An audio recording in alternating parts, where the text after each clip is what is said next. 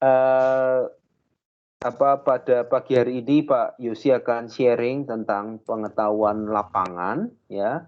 Silahkan diperhatikan dengan sungguh-sungguh. Kalau ada pertanyaan ditanyakan, ya supaya nanti bisa dibuat laporannya dengan baik. Pagi hari ini yang akan memandu adalah Bu Eva, ya. Jadi waktu saya serahkan kepada Bu Eva. Silahkan Bu Eva. Ya, terima kasih Pak Ari. Sebelumnya saya perkenalkan Pak Yosi. Tadi sudah disebutkan bahwa Pak Yosi ini alumni Teknik Sipil Atma Jaya tahun 95, kemudian melanjutkan ke Magister Teknik Sipil UAJ juga. Ini beberapa data saya dapatkan dari LinkedIn-nya beliau. Sudah berkarya cukup lama, 19 tahun berkarya. Dengan karya pertama itu tahun 2001. Jadi kalau melihat tahunnya ini sepertinya masih posisi kuliah di Atma Jaya ya, sudah berkarya sebagai set manager. Pas ini Bu, pas lulus saja, pas itu. S2 Wisuda ya? Pas Januari, lulus. saya dapat proyek juga Januari ya. Oke, ya berkarya sebagai set manager di Jogja, berarti ini bareng dengan kuliah S2 ya? Di PT Iya, jadi Lumintu Sejahtera. kerja dari Januari, kemudian di tengah perjalanan saya mengambil S2 di September ya. Oke, ya terus kemudian aktif juga di taekwondo ya? Iya. Angkatan saya itu ada mungkin kenal juga Ihu Martono, itu 91 Atma Ya, Jaya, aktif di ya taekwondo senior juga. kita. Ya, terus kemudian tahun 2003 sampai 2004 quantity surveyor, ini sudah di Jakarta. Kemudian 2004 pernah berkarya pula di PT Jaya Konstruksi. Kemudian 2004 sampai 2006 sebagai shift supervisor, ini sudah masuk ke PT Total Bangun Persada.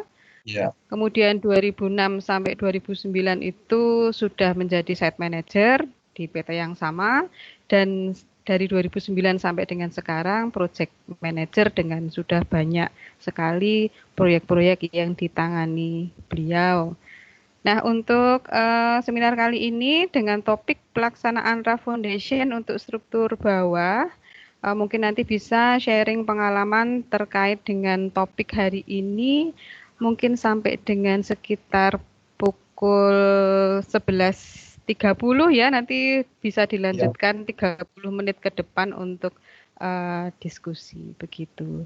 Waktu dan tempat saya serahkan ke Pak Yosi, monggo silakan. Ya, terima kasih Bu Eva. Selamat pagi mahasiswa Atma Jaya, dan Bapak dosennya cukup banyak juga ini. Selamat pagi Pak dosen, Pak Arijanto, Pak Ferry, Bu Eva, Pak John, Pak Junaidi, cukup banyak ya. Ya, selamat pagi. Ya, bangga rasanya saya bisa sharing kembali ke rekan-rekan Atma Jaya. Sharing ke alma mater tercinta merupakan kebanggaan tersendiri lah buat saya. Ya. Jadi saya akan coba memaparkan di sini mengenai pengalaman saya mengerjakan basement, di mana saya bagi dua. Yang satu adalah basement 3 lantai, yang satu lagi adalah basement 7 lantai. Ya. Oh, sebentar. Oh, oke. Bisa lihat share saya nggak ya? Sudah terlihat. Bisa. Terlihat, Bu? Ya. Ya, sudah terlihat. Lihat ya. Oke. Sekilas lagi tadi yang disampaikan Bu Eva bahwa saya mulai kerja 2001, karena saya aktif di taekwondo, saya juga dapat proyek pertama di Jogja, waktu itu juga dari taekwondo juga, yang kebetulan dikerjakan oleh rekan-rekan Atma Jaya. Jadi saya bergabung dengan tim, dari situlah yang membuat saya menyukai untuk kerja di proyek. Kemudian karena merasa saya S1 saya kurang gitu, saya kok banyak main-main, akhirnya saya ngambil S2 di Atma Jaya, saya sangat serius. Sehingga ya itulah yang menjadi bekal saya lah untuk kedepannya gitu ya. Kemudian saya merantau ke Jakarta, saya kerja di kontraktor, nah juga di konsultan manajemen konstruksi. Kemudian dari 2004 saya bergabung dengan Total Bangun Persada. Ya proyek-proyek yang di Jakarta yang cukup prestisius, ya diantaranya adalah apartemen Pakubuwono, kemudian Central Park, kemudian terakhir ada the most luxurious office in Indonesia ya, PCP Tower di SCBD. Saya pengalaman yang luar biasa juga, saya join dengan perusahaan internasional Takenaka Corporation. Oke, berikut saya langsung masuk mengenai untuk materi yang akan saya share hari ini. Bisa melihat slide saya, Bu? Pelaksanaan raft foundation untuk struktur basement 3 lantai. Apakah rekan-rekan bisa sudah melihat? Oh, belum kelihatan. Saya baru pertama. Sebentar. Belum Ya, sebentar. terlihat.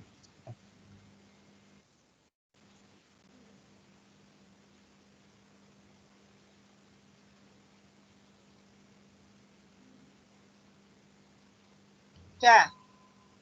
Sudah ya? Ya. Oke.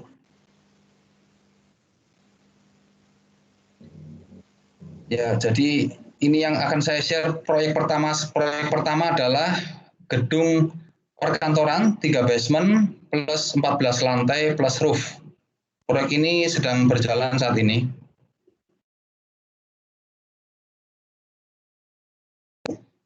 Ya, ini sekilas tentang proyeknya. Ya, ini adalah gambar gedung jadinya, ntar seperti ini. Data teknisnya dengan luas area sekitar 37.000 meter persegi, durasi 18 bulan, 3 basement, 14 lantai plus roof. Kegunaannya adalah showroom plus office. Ini adalah yang sebelah kiri adalah tipikal pembagiannya, yaitu ada basement, kemudian podium, ada tipikal. Jadi kalau yang paling bawah ini adalah basement 3 lantai, kemudian ada podiumnya yang di atas lantai 1 ini, kemudian ada tipikal lantai.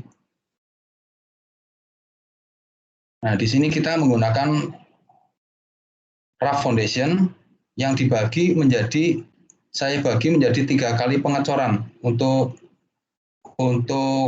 raft foundation-nya sendiri. Jadi yang saya share di sini adalah mengenai raft foundation-nya ya, tidak dari nol sekali. Ya sekilas apa yang dilakukan untuk mencapai membuat raft foundation ini. Jadi pertama kita melakukan adalah galian, kemudian ground anchor, kemudian di situ ada waller beam, sampai ke bawah, galian sampai level terbawah, baru kita membuat raft foundation-nya. Ini adalah langkah pertama.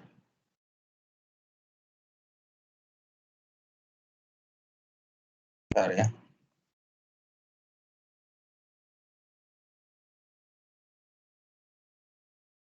Ya, langkah pertama kita menggali sampai dengan elevasi yang ada di sebelah kanan ini.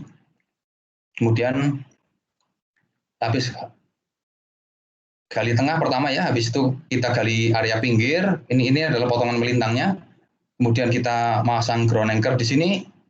Setelah ground anchor, kemudian kita pasang waller beam, kita stressing, baru kita gali lagi ke bawah.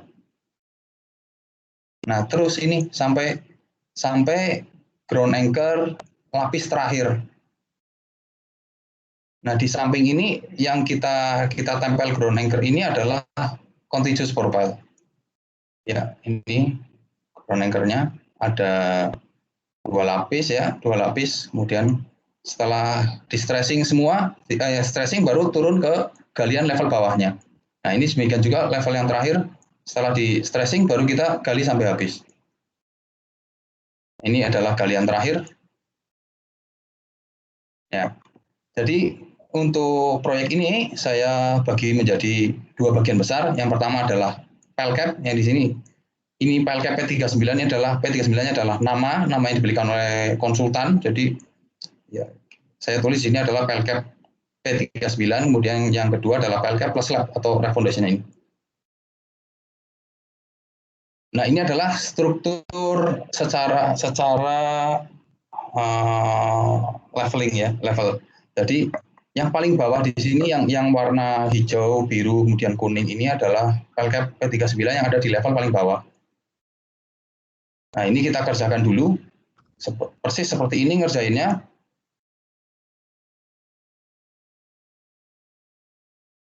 Nah, ini kita cor dengan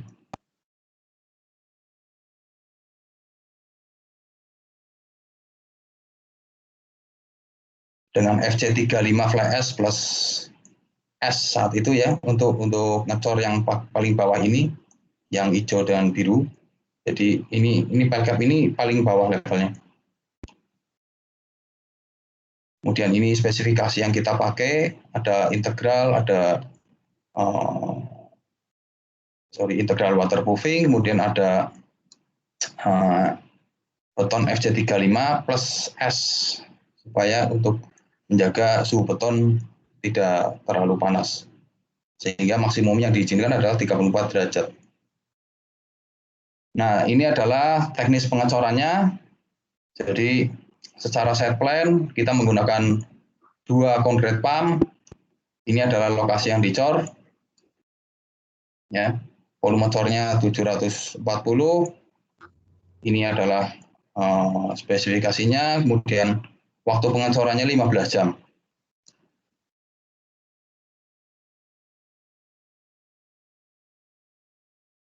Ya, ini PLK yang kita cor. Ini adalah arah pengecoran dari 2 concrete pump ya. Yang satu ini CP1, kita ngecornya seperti ini. Yang CP2 kita ngecornya arahnya seperti arah panah yang kuning ini. Kemudian di area PLK yang dalam ini kita diwajibkan menggunakan thermocouple untuk mengecek suhu supaya kita bisa mengontrol suhu beton ini stabil ya. Jadi ada 3 titik thermocouple karena kedalaman PLK ini adalah 2.500 mm, 2,5 meter. Jadi kita diwajibkan menggunakan thermocouple di area ini. Pembacaannya hari pertama 2 jam, kemudian hari kedua dan 3 jam, hari 4 dan 7 4 jam, hari 7 dan seterusnya setiap 12 jam. Nah, ini ilustrasi contoh alat thermocouple ya yang kita pakai. Jadi ntar hasilnya adalah didapat tanggal, kemudian jamnya berapa, suhunya yang tengah, atas, bawah, kita monitor terus. Sehingga kita diharapkan perbedaan suhu antara lapis bawah dengan lapis atasnya adalah 20 derajat. Nah, gimana cara maintainnya? Kalau misalnya terlalu tinggi, ntar kita maintain dengan buka tutup styrofoam di area ini untuk mengendalikan panas dari beton, supaya apabila sudah stabil, ntar dicapai delta T-nya ini rata 20 derajat, baru kita curing styrofoamnya ini kita buka.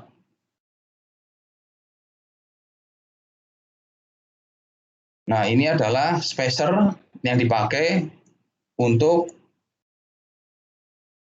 menjaga jarak besi atas dengan besi bawah di P39 ini. Kita menggunakan yang kita sebut kaki ayam dengan UNP, kemudian besinya ini kita bisa dilihat ada besi bawah, ada besi atas. Nah, ini nanti dipasang supaya jarak besinya ini stabil ya, karena kalau tidak dijaga, strukturnya bisa dikatakan tidak sesuai desain atau gagal. Nah, setelah pelkap tadi dicor, kita mengecor yang namanya adalah dinding, yang kita sebut earth concrete di sini keliling, yang hitam-hitam ini ya, kita cor earth concrete. Kemudian antara pel cap dengan dinding tadi, karena harus waterproof, kita pasang water stop di sini, di bagian bawah antara core slab dengan dinding beton.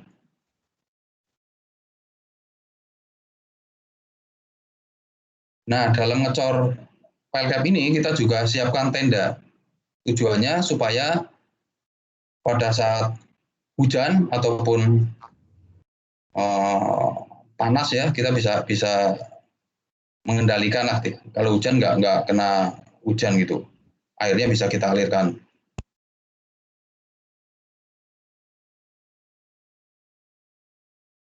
Ya, ini penanggulangan air maksudnya apa? Jadi begitu kita mengalirkan, apabila ada hujan, airnya dialirkan ke sampit-sampit yang bulat-bulat ini.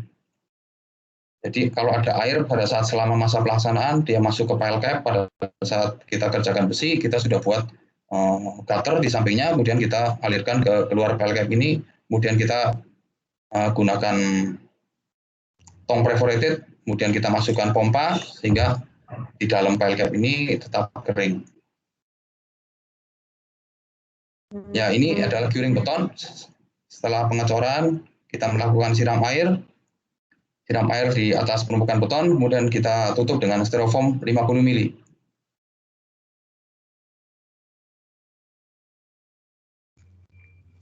Untuk pengecoran P39 ini adalah tim yang kita tempatkan untuk pengecoran pel cap tadi selama 15 jam tadi ya. Jadi ada site koordinator 1, selam tes benda uji 1 orang, konkretam koordinator 1, pengatur konkretam 3, chief supervisor 1, supervisornya 3, surveyornya 1, quality control 1, ya, general affairs 1, ASC supervisor 1, kemudian tim beton 12 orang. Ini adalah sampling yang kita tandain untuk setiap benda uji. Karena setiap pengecoran kita wajib membuat benda uji sesuai dengan yang diminta. Ya, ini semuanya ada di spesifikasi yang ditentukan oleh konsultan. Jadi ini berapa benda uji yang harus diambil. Kemudian ini adalah kode di setiap benda uji yang kita sepakati. Jadi nanti apabila kita mengetes beton, kita tinggal ambil dari identifikasi ini. Kemudian tahap yang kedua adalah pengecoran slabnya. Tadi adalah lapis yang paling level bawahnya, yang pile cap paling bawah, kemudian yang kedua adalah slabnya. Nah, slab ini saya bagi menjadi 2 bagian besar. Satu yang orange ini, yang kedua adalah sisanya.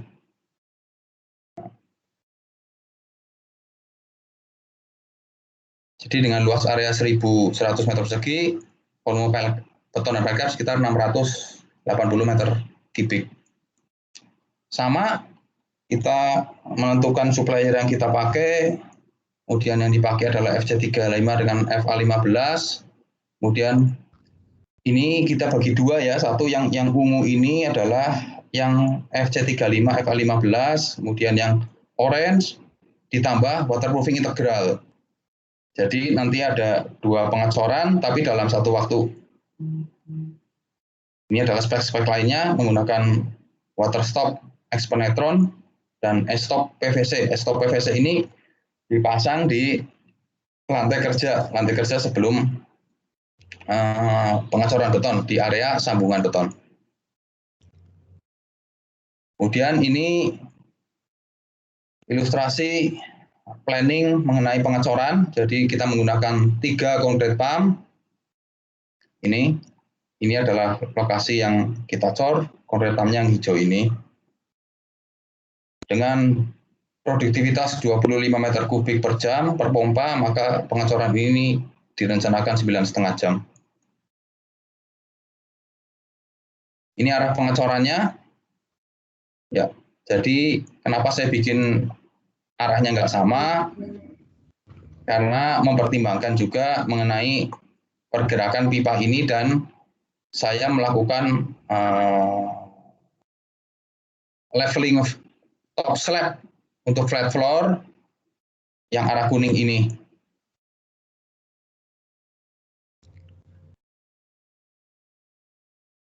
Ya, ini seperti ini arahnya. Jadi ini yang konkretam 1-2 begini.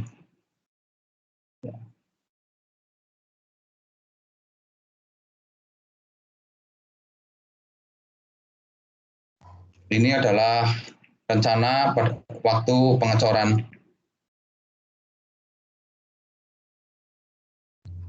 Jadi kita tahu yang area 1 ini berapa kubik, kemudian luasannya berapa, volumenya berapa gitu ya.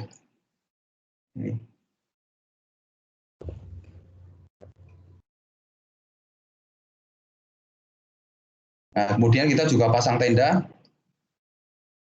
Jadi area pengecoran ini kita tutup semuanya dengan tenda untuk mengantisipasi apabila hujan tidak tergenang air. Nah, ini penanggulangan airnya sama prinsipnya untuk basement penanggulangan airnya sama, yaitu kita bikin sampit-sampit temporary di luar ini ya, di luar apa namanya? Di luar pile cap. Curing juga sama, kita menggunakan air. Kalau untuk slab ini kita cukup menggunakan air karena ketebalannya tidak terlalu tinggi. Yang menggunakan styrofoam tadi adalah hanya untuk level yang di bawah. Yang ketebalan slabnya 2,5 meter. Ini adalah posisi stop cor, jadi saya ngecor area yang pertama ini, yang sisanya masih dikerjakan. Kita bikin area stop cornya seperti ini. Jadi ini pembersihan platnya, pas di area stop cor kita bikin agak dalam sedikit sehingga dimensi slabnya lebih besar. Kemudian kita kasih water stop di sini. Ini ada water stop PVC. Kita taruh di lantai kerja, kemudian dipasang casing untuk menahan beton dari pengecoran yang pertama tadi. Nah, ini tanggulan dinding maksudnya apa? Jadi di keliling ini nanti ada retaining wall. Nah, retaining wall ini kita sudah siapkan tanggulan. Tujuannya agar apabila nanti kita melakukan pengecoran dinding, ini sudah ada penahannya, ada tanggulannya. Jadi apabila diharapkan pengecorannya padat dan tidak ada bocor di construction joint di bawah. Untuk sampling benda uji, sama, kita menentukan suppliernya siapa, tanggal cornya, nama proyek, mutu, lokasi, kemudian kode batching plan-nya dari mana, nomor urut benda ujinya, identifikasi, sehingga apabila kita melakukan pengujian, kita tinggal ngambil, dan apabila ada masalah terhadap kegagalan struktur atau masalah lainnya, kita bisa mengecek dari sampling ini. Kemudian pengecoran tahap yang kedua. Tahap yang kedua sama persis dengan tahap yang satu, hanya yang kedua ini areanya lebih besar, yaitu yang hijau ini. Ini juga slab dengan ketebalan 80-100 cm. Volumenya 700 meter kubik. Ya, pertama kali kita menentukan data beton yang dipakai apa ya. Ya sama persis dengan yang tahap 1 tadi. Kita menggunakan beton FC35 FA15.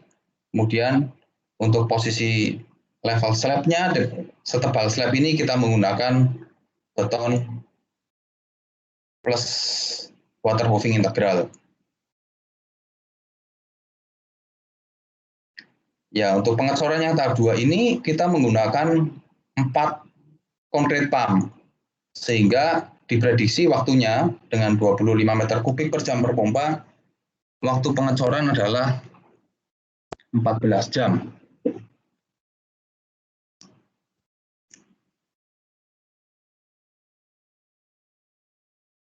Ya, ini adalah posisi pompa. Yang merah-merah ini adalah posisi relat. Relat itu adalah semacam guidance untuk membuat lantai ini level, top lantainya level sehingga sebagai guidance. Jadi nanti ada pekerjaan flatness lantai, flatness ya flat untuk menuju flat floor ya. Jadi arahnya yang mengikuti garis-garis merah ini. Ini posisi concrete tamnya.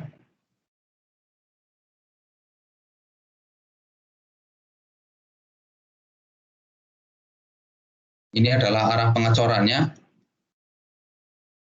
Jadi masing-masing pipa mengecor sesuai arah anak panah ini. Nanti baru geser kedua ke sini, geser lagi 3, 4. Karena arah relatnya sesuai dengan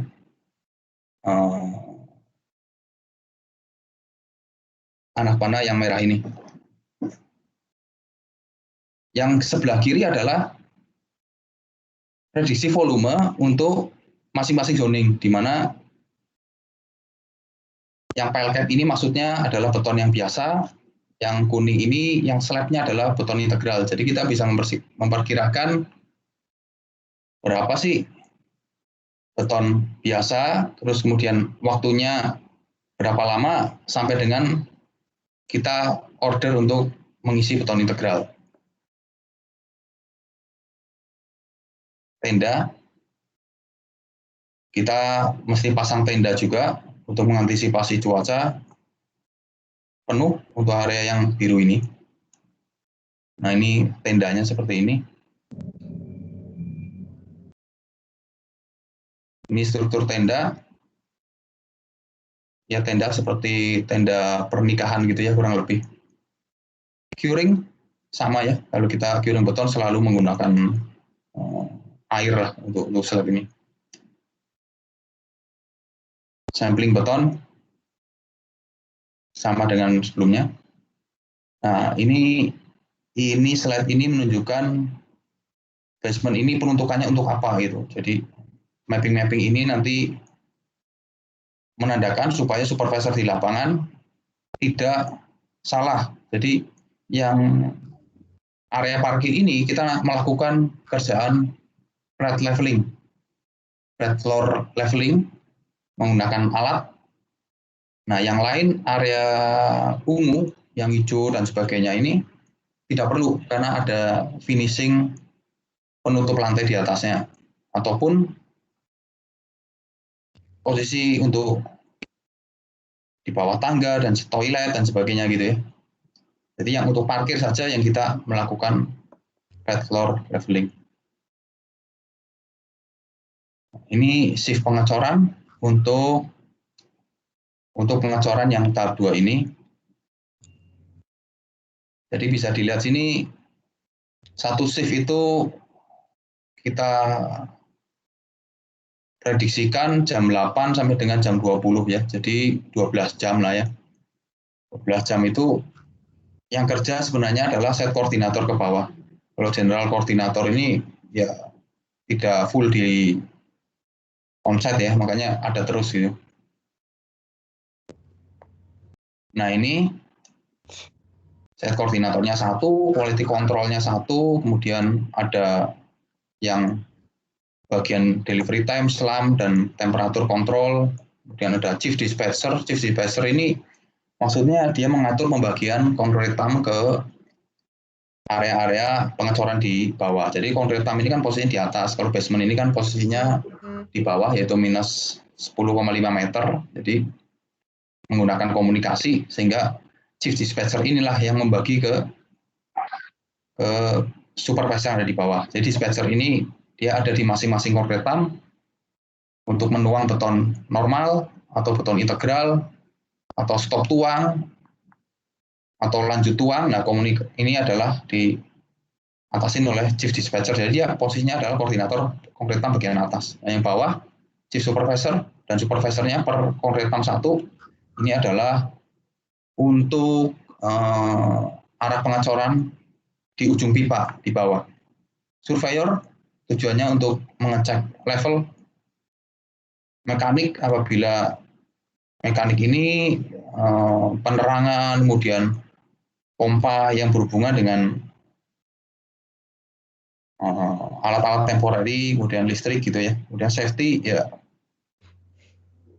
safety supervisor untuk menjaga hal-hal yang berhubungan dengan safety. Yang lainnya adalah konsumsi, dokumentasi, driver, security dan lain-lain, ini sebagai pendukungnya.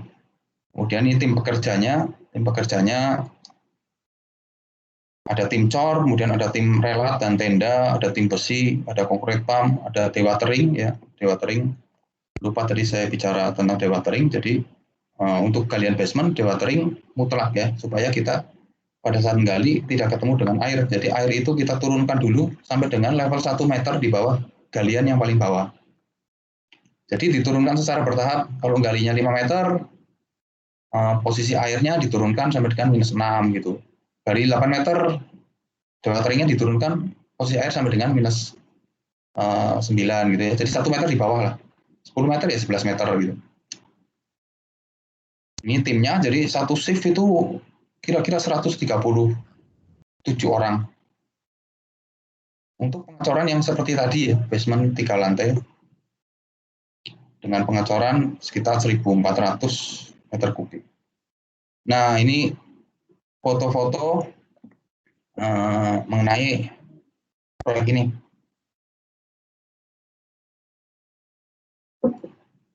Yang paling kiri adalah saat pertama kali kita masuk proyek, kami main kontraktor mendapat paket dari galian,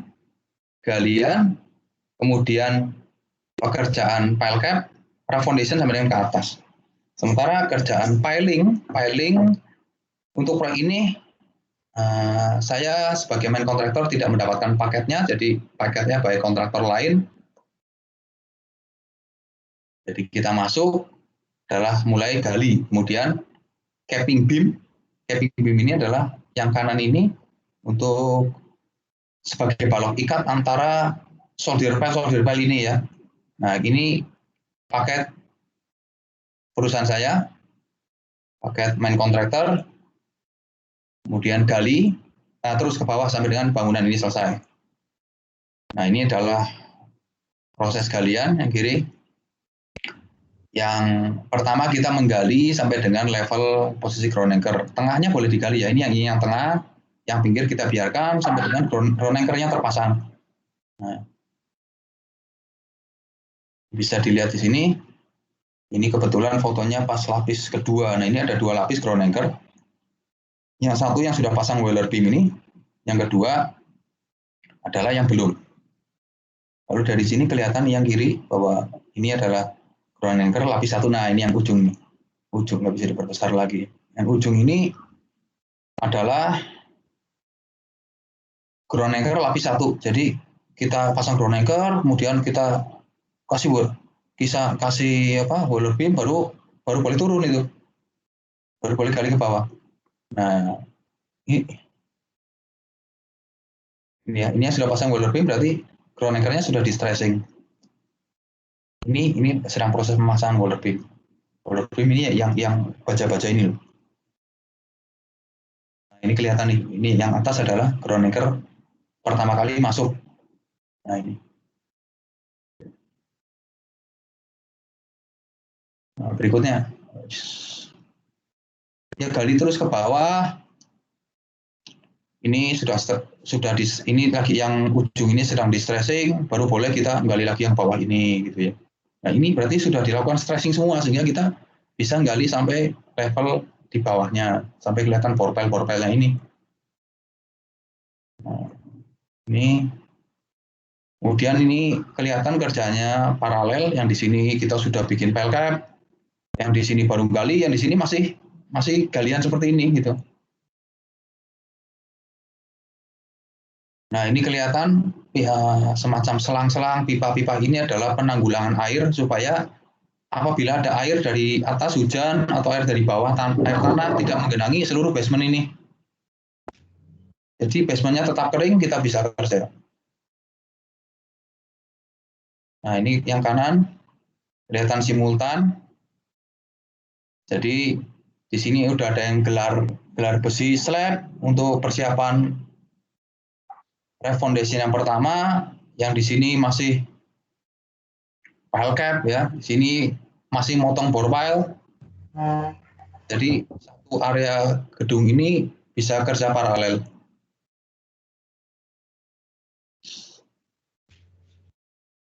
Nah ini kalau proyek dilihat dari luar seperti ini saya cukup concern terhadap posisi tanggulan-tanggulan ini. Ya, tujuannya supaya apabila kita ngecor slab, kita sudah ada kayak sepatu-sepatu dinding ini loh. Tujuannya apa? Karena ini dekat dengan area air ya.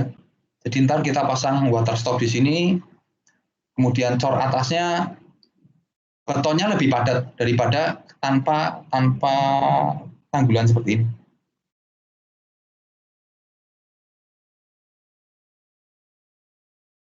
Ini adalah kaki-kaki tenda. Yang di bawah ini adalah stop cor ya, stop cor untuk pengecoran slab yang tahap 2.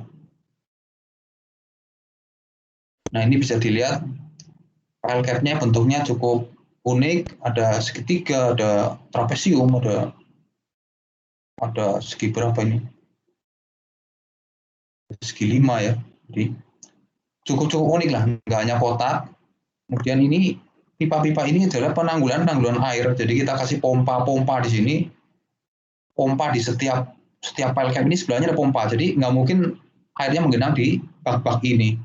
Kalau menggenang kita nggak bisa kerja, kita nggak bisa melakukan lantai kerja, kita nggak bisa pembersihan, nggak bisa melanjutkan pekerjaan di atasnya. Jadi harus selalu kering.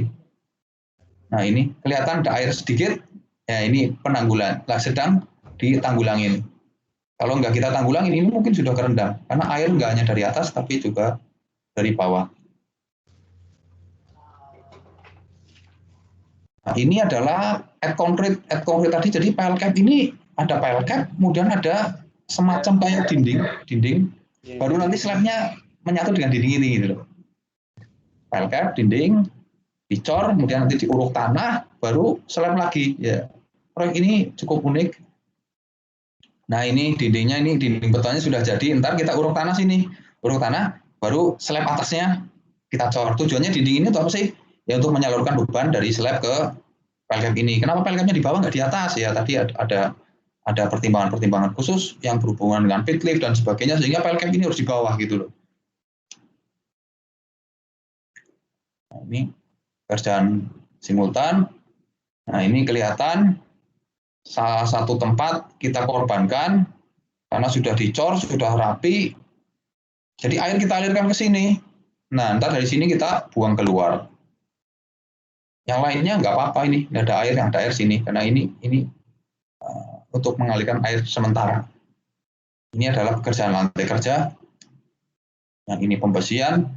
Ini pile cap sudah ada, yang sini masih galian.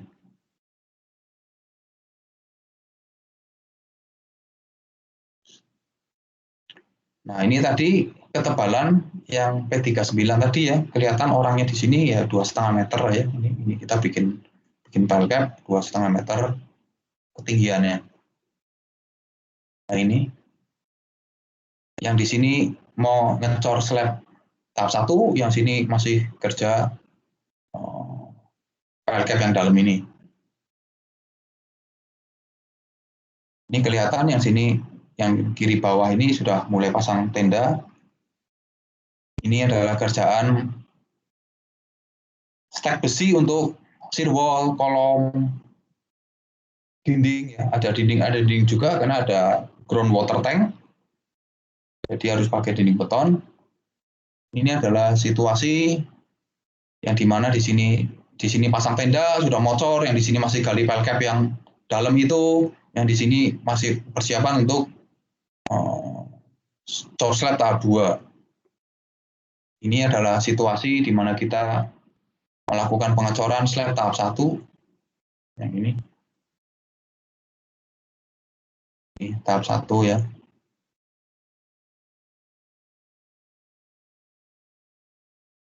Sementara area berikutnya persiap untuk disiapkan ngecor berikutnya sudah kelihatan besi-besi berdiri ini. Ini situasi pengecoran. Nah, ini situasi di dalam pengecoran di bawah tenda. Jadi cukup panas, jadi kita perlu juga blower untuk mengalirkan udara, sirkulasi udara ke dalam area pengecoran ini.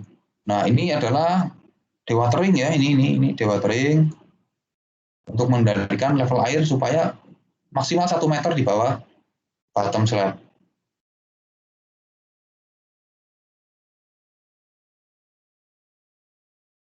Ini situasi pengecoran tahap 2, di mana kita bisa melihat yang tahap 1 ini yang saya tunjuk pakai kursor ini adalah sudah ditutup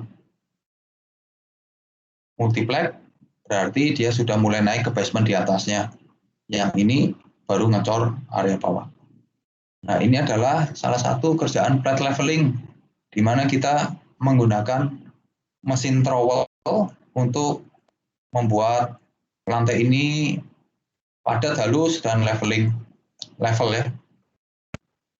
Ini sequence berikutnya, di mana tadi area yang dicor foundation pertama sudah selesai, kemudian naik ke lantai berikutnya, ini sudah kelihatan begesting untuk lantai berikutnya. Nah, ini yang masih hitam-hitam ini adalah pelapis terpal karpet karet, tujuannya supaya menghindari benturan-benturan dari barang-barang di atas ini supaya lantainya nggak rusak. Ini masih kegiatan elemen vertikal basement paling bawah.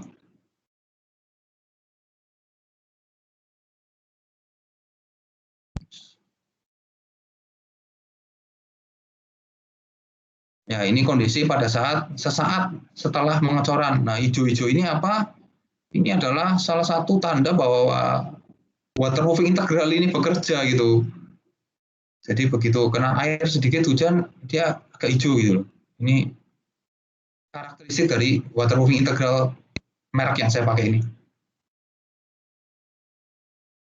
Ya, untuk tahap 1 selesai. Kemudian yang berikutnya saya akan share mengenai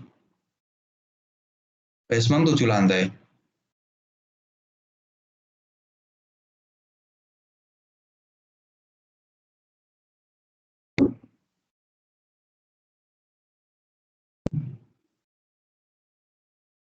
Bisa kelihatan? Sudah. Ya. Ya, sudah. Ya, untuk tren yang sekarang, basement itu untuk gedung-gedung terutama perkantoran ya. Kalau apartemen sih kayaknya belum sampai 7 lantai. Kayaknya ini tren yang paling tinggi sekarang untuk di Jakarta ya 7 lantai. Tahun 2013 saya mengerjakan basement 5 lantai. Wah, sudah dibilang wah ini bagus sekali ya, paling dalam gitu kan. Sekarang udah trennya 7 lantai. Nggak tahu nanti mungkin ada 8 lantai, 9 lantai gitu.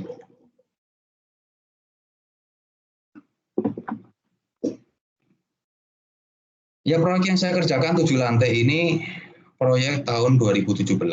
Ini yang kiri adalah gedungnya. Ini di Jakarta juga. Jadi luasnya 4 kalinya yang tadi ya. Jadi lantainya lebih tinggi, basementnya lebih dalam, durasinya juga lebih lama. Durasinya 35 bulan. Nah, ini terdiri dari beberapa bagian juga. 7 basement, 22 meter, 40 lantai, dan ada roof-nya 2. Ini footprint ini adalah area office-nya, office rent-nya. Basement-nya sekitar 7.000 meter. Ini data teknisnya. Saya mengerjakan 2 basement yang saya share ini open cut ya, bukan top down ya, open cut. Jadi galian biasa, gali turun gitu ya. Ini sama juga. Kalau yang tadi saya menghadapin soldier pile, continuous pour pile. Kalau yang ini sekelilingnya ini adalah diaphragma wall.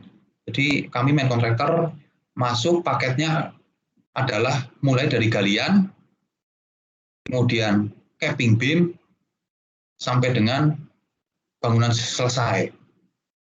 Ini galian tanahnya hampir sama dengan yang 3 lantai tadi. Jadi kita bagi menjadi beberapa tahap. Pertama adalah galian tahap 1. Galian tahap 1, kemudian ground anchor-nya masuk, ground anchor-nya kerja keliling.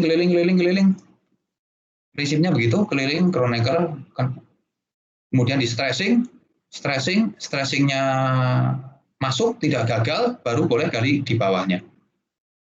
Karena ground anchor ini kan merupakan perkuatan sementara ya, perkuatan sementara struktur penahan tanah ini gitu loh. Jadi kalau ground anchor-nya ini tesnya tidak masuk, akan dilakukan ground anchor tambahan atau mungkin evaluasi lain dari konsultan struktur sebelum kita menggali di bawahnya. Jadi prinsipnya ground anchor ini hanya untuk sementara sampai dengan struktur basement ini kuat sampai dengan lantai 2, baru ground anchor ini boleh dirilis atau dianggap tidak dipakai lagi. Ini kita bikin rem temporary untuk masuknya truk sampai dengan level paling bawah. Ini untuk pembuangan tanah keluar. Nah, ini rem 1, rem 2 ya. Jadi setelah ground anchor 1 di stressing, kita gali lagi ke bawah, baru boleh ground anchor layer 2. Terus sampai ke bawah, ground anchor-nya ini ada 5 layer. Ground anchor layer 3 sampai dengan stressing, baru gali lagi layer 4. Layer 4 di stressing lagi, baru sampai boleh gali layer 5. Layer 5 udah stressing, baru boleh turun ke bawah sampai habis bawah. Nah, ntar ini galiannya nggak bisa rem begini. Kalau rem ini mesti kita potong satu-satu, sedikit-sedikit terpotong, sehingga ground anchor-nya yang di ketutup tanah ini juga selesai. Sehingga nanti akhirnya adalah posisi eskavatornya seperti ini. Nah, sehingga terakhir nanti eskavator diangkat menggunakan mobile crane keluar ke area proyek, karena yang satu masih kecemplung di bawah ini pada saat galian terakhir ya. Ya, plan ini adalah presentasi yang saya gunakan pada saat kita planning mat foundation untuk proyek ini. Ini tahapan galiannya yang tadi tahap 1 gali level segini, kemudian tahap 2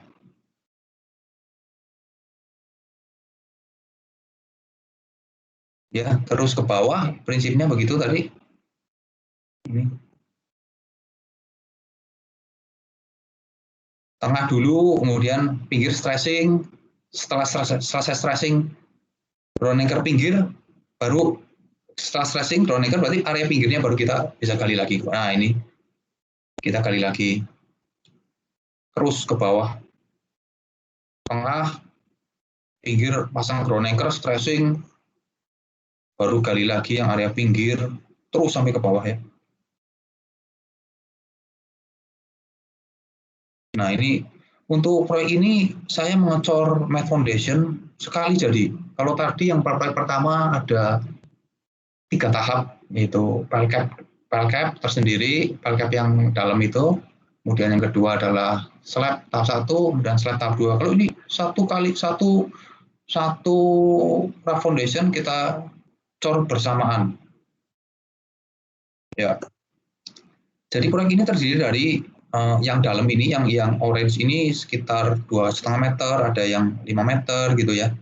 Kalau yang ini, yang luarnya ini abu-abu ini, pile cap dengan slab sekitar 80 cm lah ya, ketebalan slab 80 cm. Nah, kita cor terpisah. Jadi yang level dalam ini, yang orange kita cor jadi satu. Kita rencanakan menggunakan 8 concrete pump karena volumenya 11.600, kita menggunakan alunan concrete pump yang dengan pipanya yang hijau ini. Jadi ini adalah rencananya 11.600 yang dipakai FC35 FA20 plus integral untuk yang 80 cm level teratas kita menggunakan waterproofing beton plus waterproofing integral. Yang dipakai speknya di sini adalah cemented, kita pakai Red Seal 4. Kalau yang proyek yang tadi pakai merek Penetron. Durasi pengacoran net fondasi adalah 64 jam. Ini data besinya, data beton ya. Konkretnya FC35, selam ini, fly ash 20, suhunya harus 32 derajat, makanya kita menggunakan es. Bersihnya ini, suppliernya ini, ya besinya pakai U50. Kemudian kita wajib menggunakan termokopel. Termokopelnya ada 16 titik. Nah ini yang merah-merah ini. Karena ini dalam semua ya, dalam semua. Nah ini posisi termokopel ada sama dengan yang proyek pertama tadi. Ini ada yang dalamnya sekitar ini ya, untuk yang area 4,5 meter. Ada 3 area ini berapa ini? 2,5 meter. Nah, untuk area 3 meter ada 3 juga. Nah, ini yang besar ini. Yang 5 meter ini ada ini 7 meter ya. Ada 7 meter ada 5 titik termokopel. Ini adalah spesifikasi pembacaan termokopel. Ya, ini semuanya ditentukan oleh konsultan, kita wajib mengikuti. Jadi, termokopel itu untuk mengukur suhu beton, perbedaan suhu beton antara lapis satu dengan lapis sebelahnya untuk menjaga sehingga temperaturnya stabil. Kalau terlalu tinggi, ntar kita melakukan treatment, ada yang buka styrofoam, kemudian ditutup lagi, ya seperti itulah ya. Nah, ini pembacaan suhu dihentikan setelah dicapai suhu konstan kurang dari 20 derajat C. Itu selisih udara luar dengan suhu beton atas. Laporannya harus dilaporkan setiap saat, setiap kita selesai mengamati. Jadi termokopel ini dilakukan pengamatan setelah beton selesai dicor. Nah, drainase. Kita mesti memikirkan drainase dulu sebelum melakukan kerjaan besar ini. Supaya apabila nanti ada hujan, ataupun air dari bawah tidak terendam di area kerja. Jadi untuk proyek ini saya merencanakan ada sampit yang ini yang kotak-kotak ini, sampit maksudnya permanen ini permanen digunakan pada saat struktur ya. Kemudian yang hijau kita bikin temporary sampit. Nah ini. Yang ungu adalah mengalirkan menggunakan drum, kemudian dipompa keluar. Jadi ini area-area dalam, area pit lift, kemudian area apa ini dalam STP dan sebagainya gitu ya. Groundwater tank, STP ya. Area-area dalam ini kita bikin drainase temporary. Nah ini contohnya. Ini dewatering, kemudian yang ini kita bikin temporary drain. Ini adalah area kerja, ini di luar fondasi casting batu kali ya untuk menjaga ketebalan slab. Kemudian kita masukin drum untuk mengalirkan air sehingga di area ini tidak terendam. Nah ini, jadi yang kiri adalah area kerja, kemudian kita alirkan, kita bikin gutter keliling, ini lantai kerjanya belok sedikit supaya airnya tidak tergenang di sini. Nah, kita alirkan menggunakan pipa, keluarkan keluar dari ini fondasi, bukan fondasi ini ya, casting lah, ini casting untuk ketebalan mat foundation. Nah, ini secara sketch masuk lantai kerja, gutter, kemudian dipompa keluar.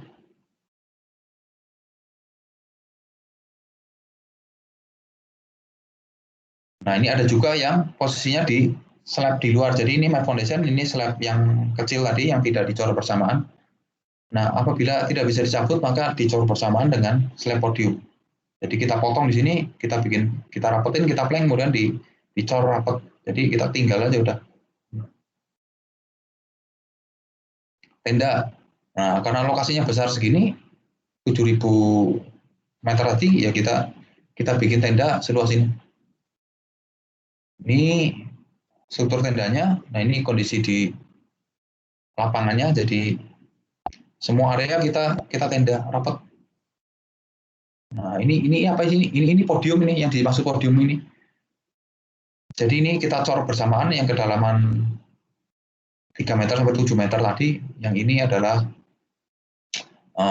slab yang area pinggir. Nah, ini udah dicor nih. Ini yang 80 cm barikat dan slab 80 cm. Nah, air yang hujan ngalir dari sini kita buang ke samping sana. Nah, ini ada semacam kayak temporary ya, di sini temporary untuk mengalirkan air, temporary saluran.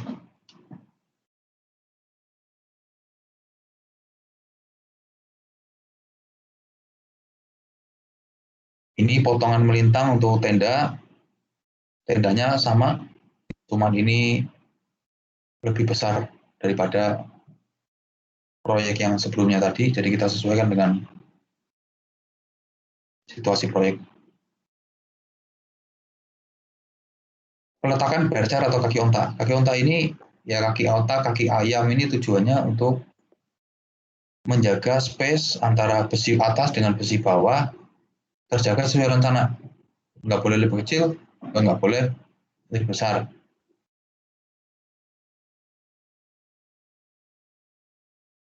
Nah, ini yang ungu-ungu adalah posisi kaki onta ya. Spacer ya, kalau kita bahasa ininya, teknisnya spacer. Ya, yang hitam-hitam ini spacernya nih. Banyak ini. Ntar kita lihat di foto. Nah, ini. Kita menggunakan UNP. Ya, bagaimana tercipta UNP seperti ini? Ya, kita melakukan perhitungan ya, perhitungan secara taktis, perhitungan engineering, sehingga tidak disetujui, oke pakai UNP dan bisa menahan besi di atasnya. Ini contohnya. Jadi kita ada beberapa tipe, karena ada yang 7 meter, ada yang 2,5.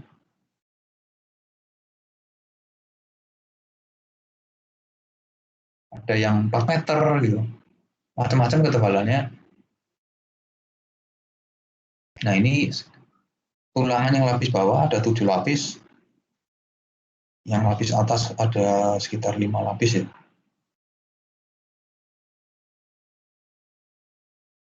Jadi ini untuk menjaga supaya jarak besi ini tepat. Karena begitu kita nggak melakukan spacer ini, ntar besi ini tidak sesuai peruntukan atau perencanaannya. Jadi percuma, gagal struktur. Sekat mat foundation. Jadi untuk pengecoran ini kita menggunakan sekat-sekat supaya betonnya apa ya tidak lari terus gitu loh. Jadi kan kita ngecor dari ujung sampai dengan ujung sini. Ya, tujuannya supaya beton ini tertahan lah gitu. Jadi nggak cold join-nya nggak menyebabkan cold join gitu ya. Ini yang umumnya adalah sekat. Nah, kita bagi macam-macam tipe ini karena ukurannya ya. Ada ukuran, ada pertimbangan tinggi dan tinggi pendek. Nah, ini sekat-sekat tadi juga tujuannya untuk membedakan antara beton normal dengan integral waterproofing. Integral waterproofing kita aplikasi untuk 80 cm dari atas. Karena ini dianggap area yang perlu di waterproofing, nggak perlu semuanya gitu. Jadi setelah elevasi level 800 kita pakai beton biasa. Jadi pengecoran pertama itu yang bawah ini, kemudian yang kedua, nah yang ketiga yang hijau ini. Nah ini sekat-sekat ini diharapkan bisa menahan beton ini tidak tumpah seluruhnya, melebar terus gitu. Ini ya. Jadi ngecor dari sini, dari arah kiri, dia akan apa istilahnya ini, masuk ke lewat celah antara dua sekat yang ada lubangnya itu, sehingga beton ini sedikit tertahan, nggak berobos terus ini. Nah ini ya, ini level pertama yang biru, kemudian yang hijau ini tumpahnya ke sini. Nah tumpah, ini baru yang atas. Jadi tidak mengharapkan dengan adanya sekat ini beton terhambat, tidak berobos terus. Ini pertama. Yang kedua, tumpah. Nah, jadi 3, 4, dan seterusnya. Nah, ini untuk pengecoran area pit lift. Nah, pit lift ini juga mesti bertahap. Kita nggak bisa ngecor sekaligus, karena kalau udah ya nanti jebol di pembatas-pembatasnya atau castingnya bisa jebol. Jadi ini tahapannya 1, 2 ditahan oleh expanded metal. Sekat-sekat tadi, kemudian 3 sini, nah baru 4 gitu. Ini baru area 6. Jadi ini nggak langsung, ini kan mengecor segini juga waktunya lama ini, berjam-jam ini. Nggak langsung, jadi kalau kita lihat ilustrasi ini, kita nggak bisa membayangkan, oh ini basah ya pasti jebol, enggak. Antara 4 ke 5 ini juga lama ini. 1 ke 2 ini juga lama. Ya. Nah inilah peran supervisor supaya menjaga komunikasi antara penuang supervisor yang di pipa dengan supervisor yang di concrete pump untuk menjaga agar waktu penuangan beton tepat. Ini adalah sekatnya, jadi antar sekat ini kita lubang untuk keluar beton tadi. Ya, ini kita ada tipe-tipe sesuai dengan ketinggian beton, kemudian ada juga yang ada yang gini, ada yang sekatnya di atas doang. Nah ini disesuaikan dengan kondisi kedalaman atau posisi-posisi situasi yang ada, yang dekat pit lift ataupun opening gitu ya. Ada juga yang ini doang. Nah ini adalah structure dengan lantai yang podium tadi. Sama kita bikin sistem casting biasa lah ya, pakai kayu, sehingga area pengecoran ini tetap rapi. Ini relat adalah guidance untuk membuat flatness, menjaga flatness lantai untuk finishing permukaan top slab. Nah, benda uji sama kita juga bikin identifikasi untuk masing-masing benda uji. Ada identifikasi mutu betonnya, ada yang plus integral atau enggak, tanggal pengecoran, kemudian lokasi, kode proyek, kemudian ini adalah plan-nya dari mana. Jadi kalau ada masalah ntar, misalnya gagal struktur atau betonnya long setting atau apa ya, gagal lah ya, atau moprol gitu, dan kita bisa tahu, oh itu beton ini yang dari benda uji ini misalnya ketahuan gitu ya, gagal. Nah, kita bisa tahu ini dari plan mana gitu. Kemudian yang dari plan mana ini nanti diidentifikasi. Jadi tujuannya penomoran benda uji ataupun identifikasi benda uji ini tujuannya agar mudah apabila terjadi sesuatu, kita bisa men-tracking lah gitu. Ini contoh kupon untuk apabila mixer datang, ntar diidentifikasi, sistem mixer datang diidentifikasi, kemudian mixer itu diserahkan ke tim administrasi kita. Nah ini casting plan-nya ya, seperti ini. Di pompanya ada 8, kemudian ini sirkulasi di dalam proyek, sirkulasi lalu lintasnya, kemudian macam-macam. Di sini ada posisi-posisi Kalau ini security kita posisi di sini, kemudian supervisor posisi di mana, yang pakai helm ini adalah supervisor, di sini ada supervisor juga.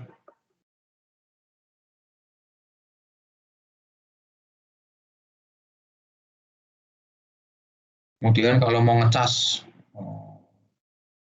AT ada di mana, konsumsi di mana, kita tandain semua. Nah ini posisi. Ya. Mekanik standby-nya di mana, safety di mana, ya kita tanda-tandain. Nah ini tim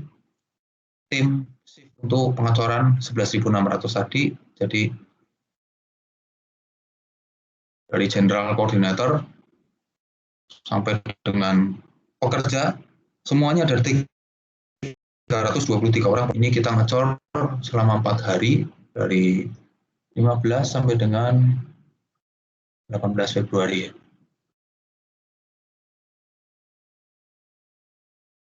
Ya timnya macam-macam, ini ada hampir sama ya dengan proyek 3 yang sebelumnya tadi. Intinya ada set koordinator, kemudian ada dispatcher yang ngurusin konkretan di atas, kemudian ada supervisor itu yang di ujung pipa, kemudian ada surveyor, ada mekanik. Karena proyeknya besar, kita orangnya juga banyak. Ada juga orang yang standby atau monitoring di batching plan. Batching plan-nya kita ada 7 batching plan aktif dan 1 cadang, 8 batching plan. Jadi kita menempatkan orang-orang di 8 batching plan ini. Termokopal juga sudah ada yang masang, safety pasti, ini konsumsi dan lain-lain.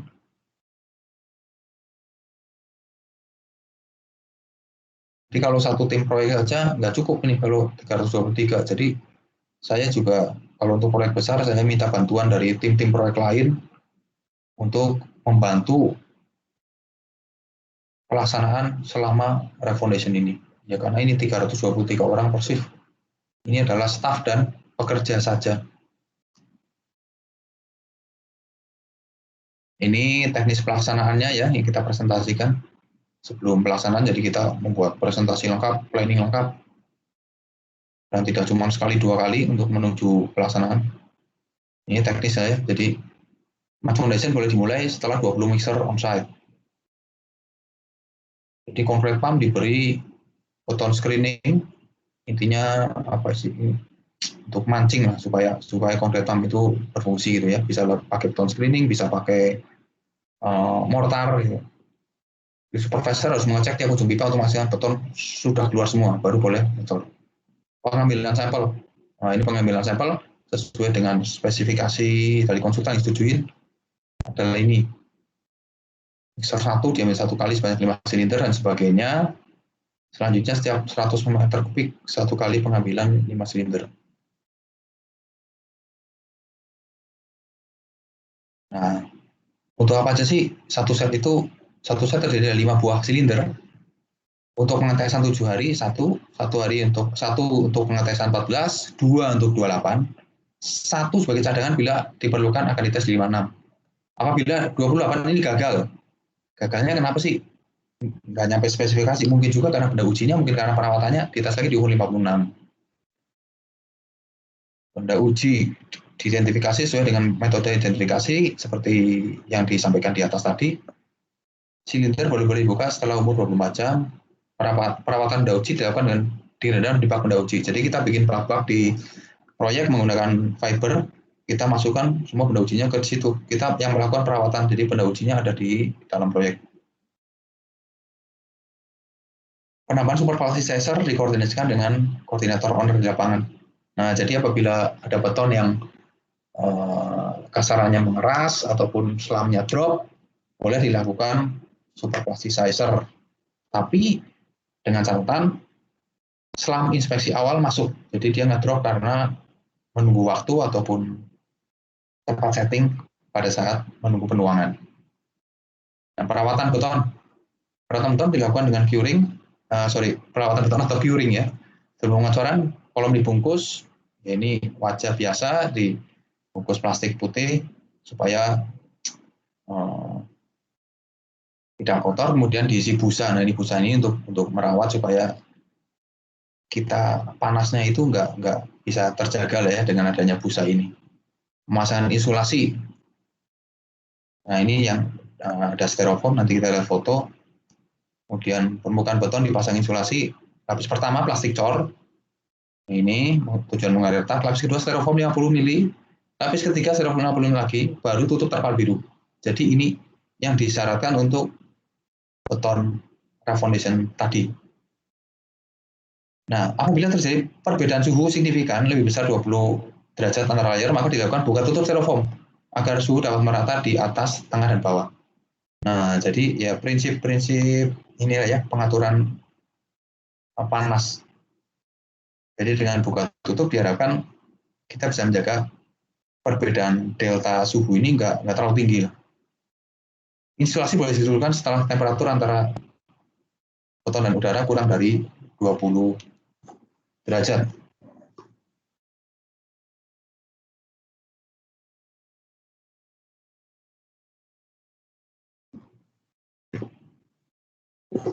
Nah, ini contoh curingnya, cara curing. Jadi pertama plastik cor dulu, kemudian styrofoam 2 lapis, nah baru terpal biru.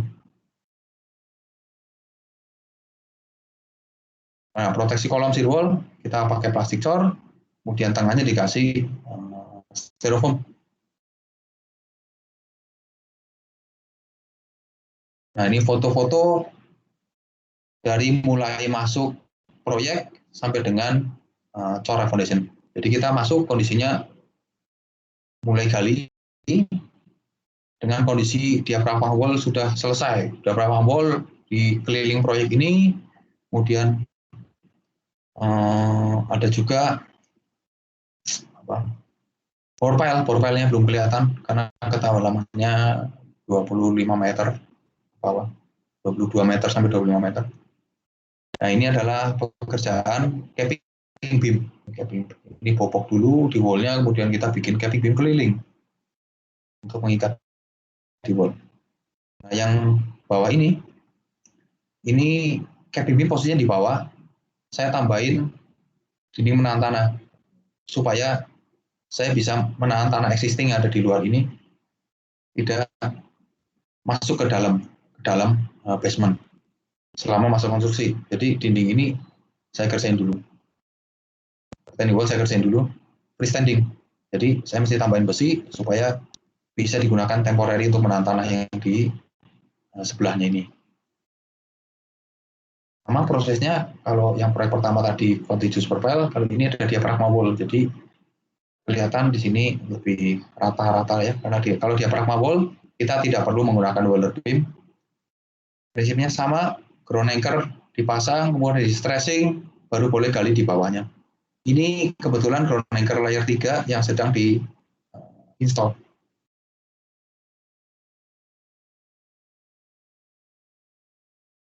Nah, ini ada strating. Strating ini biasanya digunakan di sudutan-sudutan untuk menjaga, ya menambah perkuatan di area sudutan ini ya.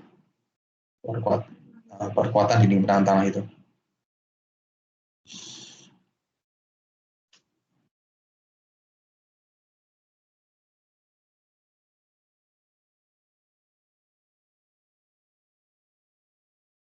Lalu kembali ke sini, bentar ya.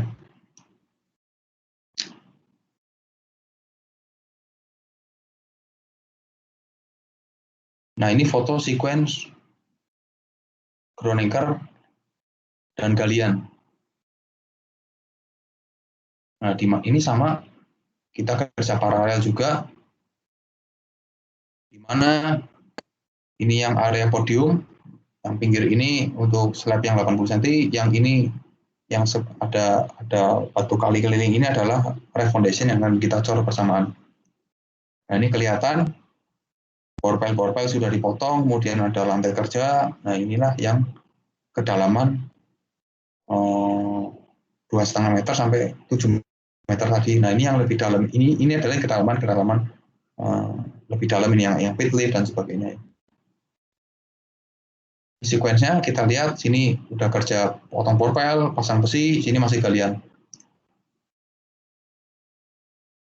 Ini kerjaan ground anchor. Ini kelihatan rem yang diplanningkan di awal tadi kita bikin seperti ini. Ini di sini kerjaan ground anchor. Ya.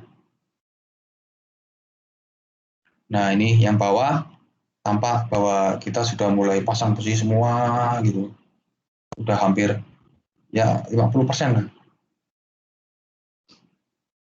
Ini masih ada sisa tanah di ujung ini. Nah, remnya sudah putus. Yang tadi rem dari tanah itu sudah tinggal segini. Nah, ini kaki onta. Kaki onta atau kaki ayam tadi ya, untuk menjaga besi ini antara lapis bawah dan lapis atas sesuai rencana. Nah, ini kita lihat ini jaraknya dekat-dekat sekali ini. Rapat sekali. Nah, ini kalau dari atas, ini kaki ontanya ya. Nah, ini tadi yang dalam, yang 7 meter ini. Ini.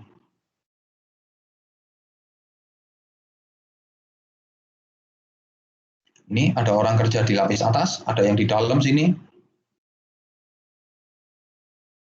Di kerjanya sudah bersamaan.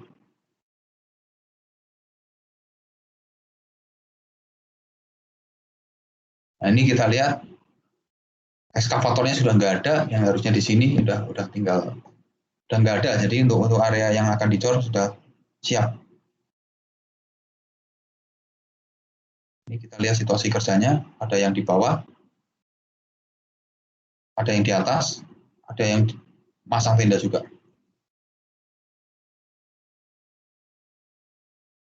Kaki ontanya ya. Nah, ini adalah skat-skat beton tadi.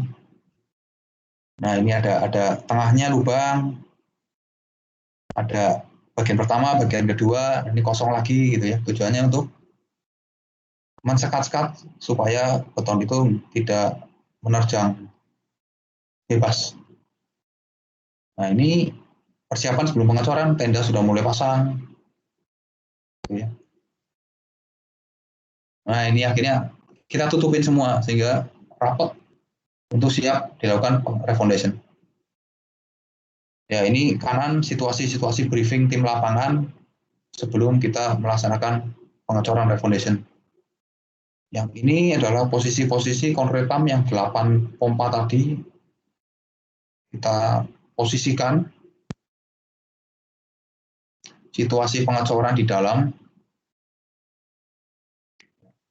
Ini supervisor untuk satu pipa. Jadi satu tim cor untuk pipa ini kira-kira 12 orang. Surveyor untuk pengecekan level. Nah, ini adalah bagian dari leveling ya. Nah, ini relat-relat ini yang besi-besi. Yang sono sedang dicor, yang sini sudah kering. Jadi namanya juga pengecoran mass konkret.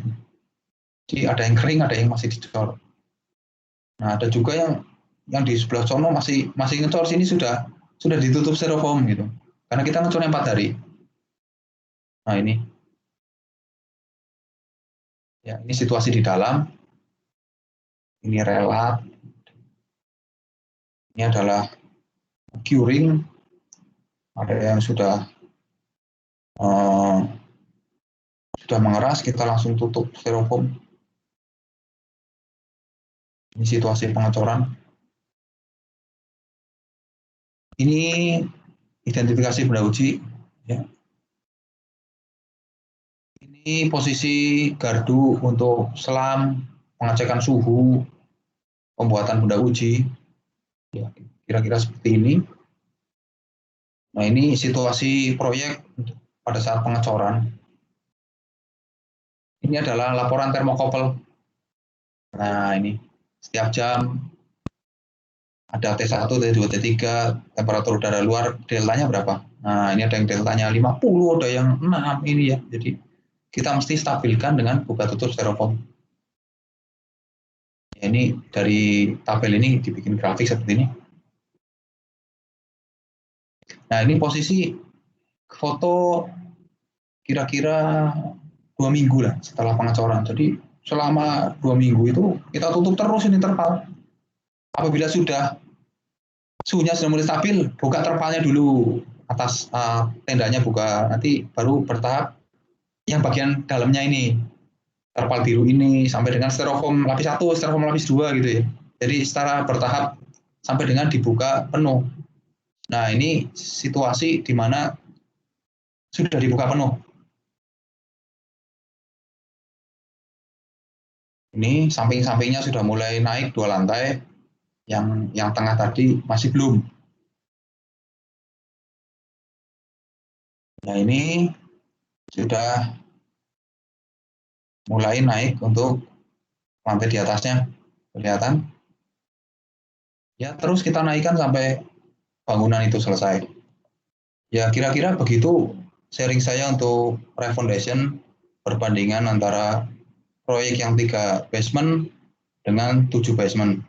Ya semoga bermanfaat. Mungkin ya kecepatan atau mahasiswa belum nangkap 100% nggak apa-apa. Ntar kalau mengalami masalah bisa merewind lah. Saya dulu pernah di-share seperti ini gitu ya. Memang kalau untuk bahasa mahasiswa mungkin ada yang apa sih ini sebenarnya, saya nggak nangkep atau apa, mungkin begitu. Ya begitu, mungkin sesi berikutnya ada tanya jawab, dipersilakan. Ya, terima kasih Pak Yosi.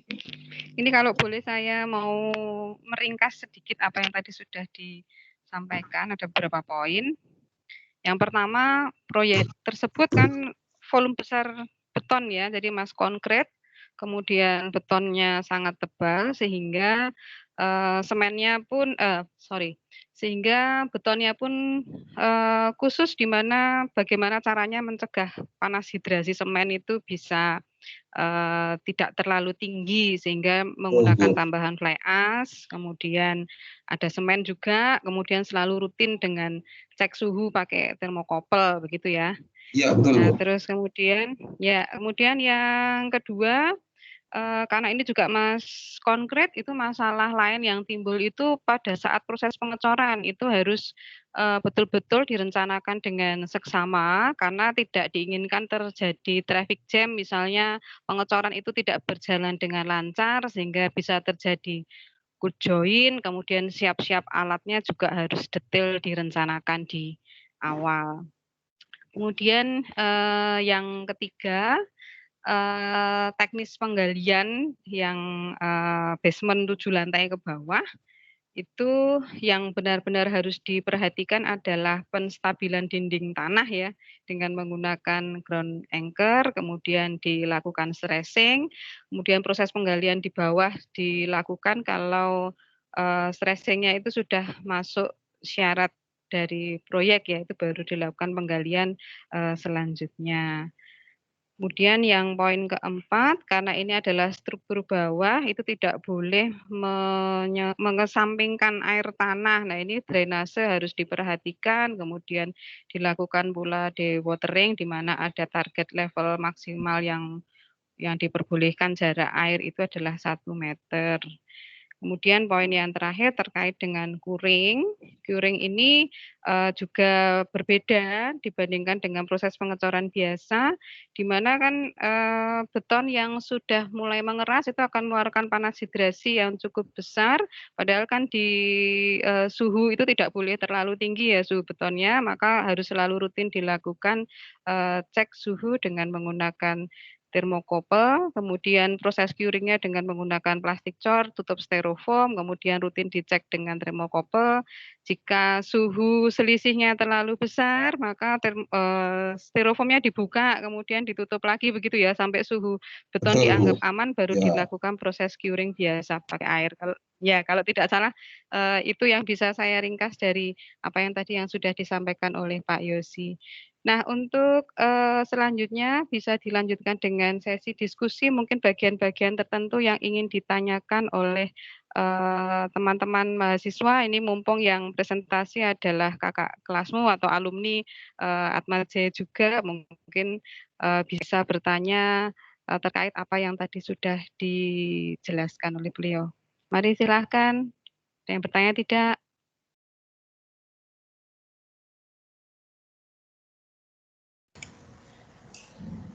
Bu Eva, apakah boleh bertanya? Mungkin?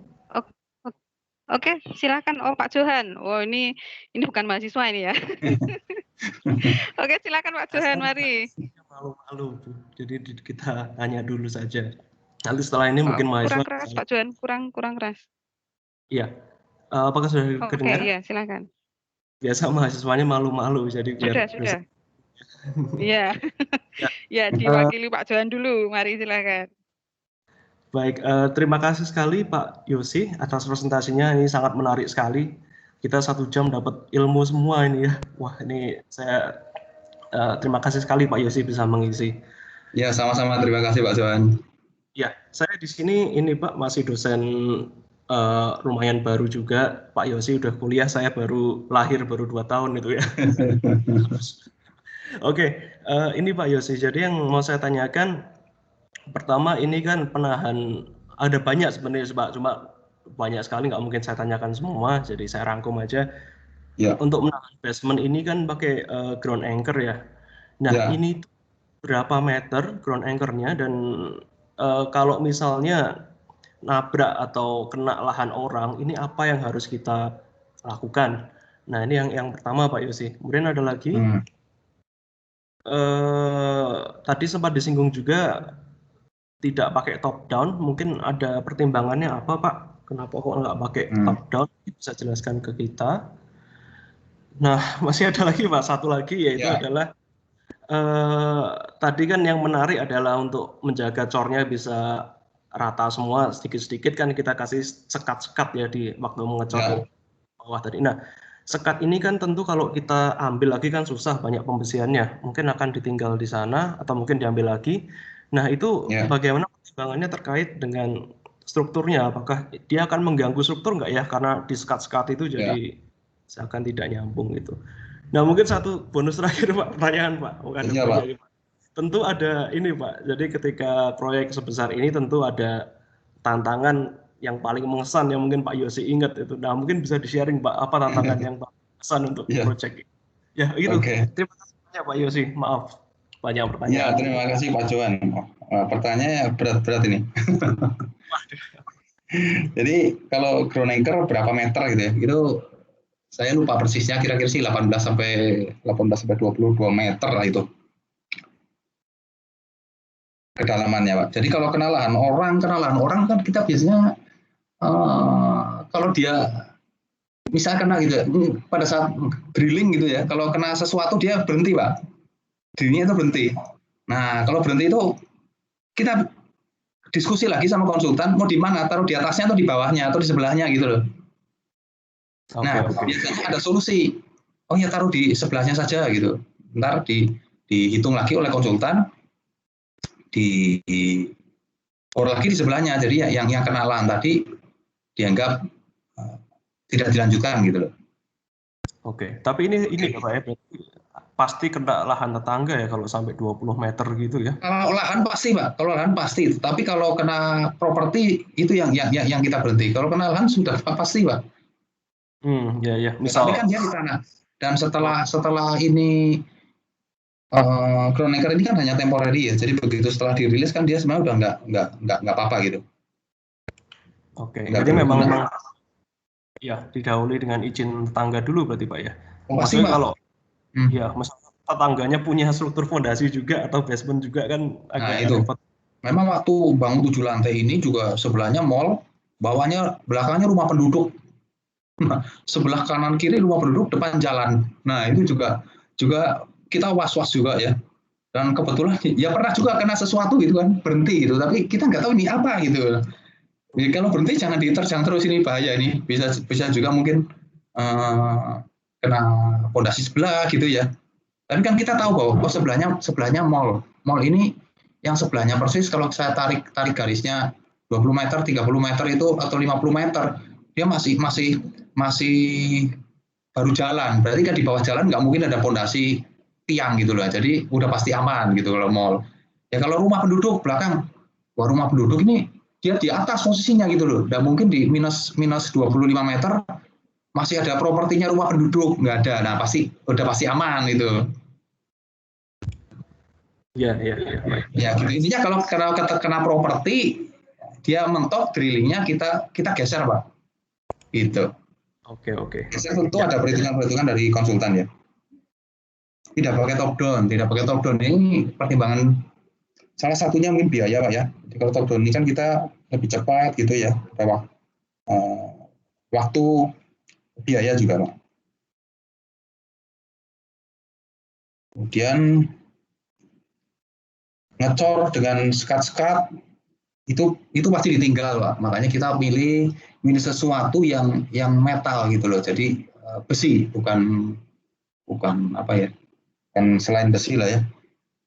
Nah, tentunya untuk pertimbangan terhadap struktur kami sih tidak melakukan perhitungan khusus ya. Tapi tentu kita berkonsultasi dengan konsultan struktur, Pak. Selama konsultan struktur bilang bahwa itu aman, kita lanjut. Selama ini sih untuk skat-skat itu kita oke aja, Pak. Nggak ada masalah. Karena itu kan apa ya? Dia tidak menahan besi slabnya gitu. Dia hanya di antara beton itu. Bukan nyekatin si besi. Kalau nyekatin si besi mungkin ada masalah gitu ya. Ya. Selama ini sih kita diperbolehkan. Kemudian tantangan Pak. Tantangan ya pasti kita khawatir ya namanya. Waktu saya bangun 7 lantai itu saya juga ya was-was lah ya, karena ya trennya saat itu baru mulai ke 7 lantai gitu loh. 6 lantai sudah, 5 lantai, habis itu saya ngerjain 6 lantai, ke 7 lantai gitu kan. Tantangannya wah ini makin lama makin dalam gitu. Ya tantangannya adalah musim hujan. Musim hujan kita nggak tahu kalau tanah itu tiba-tiba kolaps atau di wall-nya ini gagal.